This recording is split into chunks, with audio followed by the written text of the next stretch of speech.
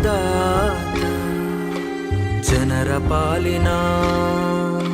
ಸ್ನೇಹದಾತ ತನ್ನುಸಿರ ಬೇಯಿಸಿ ಉಸಿರು ಕೊಟ್ಟನು ಬಿಸಿಲು ಮಳೆಗೆ ತನ್ನ ಜೀವ ತೆತ್ತನು ನೀರು ಇಲ್ಲದೆ ನೆರಳು ಇಲ್ಲದೆ ಬೆಳೆಗೆ ಕಾಯುತ್ತಾ ಸೂರು ಬಿಟ್ಟನು ಅನ್ನದಾತ ಅನ್ನದಾತ ನಮಗೆ ನೀವೇ ದೇವದೂತ